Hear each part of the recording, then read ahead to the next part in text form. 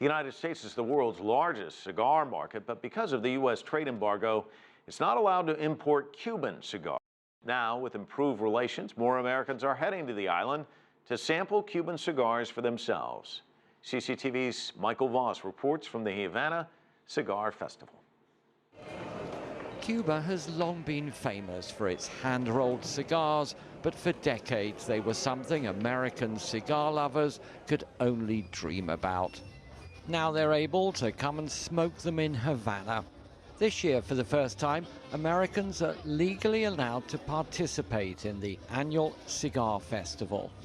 Well, this is one of the best cigars I've ever had, and certainly the best Cuban cigar that I've ever had. But of course, I'm not going to admit to ever smoking a Cuban cigar on American soil.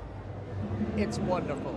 We're here at this world event at a rare moment, and it feels so good for us as Americans to be here. The Cuban people, they're wonderful, they're open to us, they're quite interested in us, which we like very much.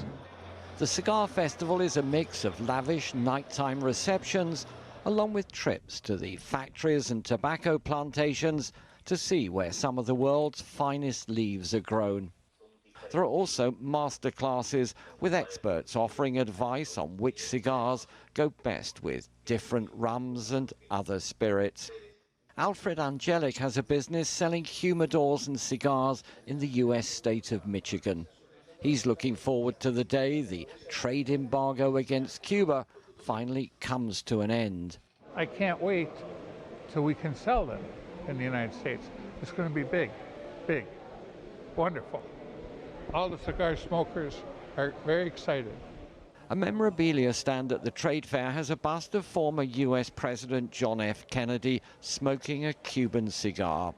Just hours before he signed the trade embargo against Cuba back in 1962, he bought more than 1,000 Cuban cigars from shops in Washington. American visitors to Cuba are allowed to take $100 worth of cigars back home.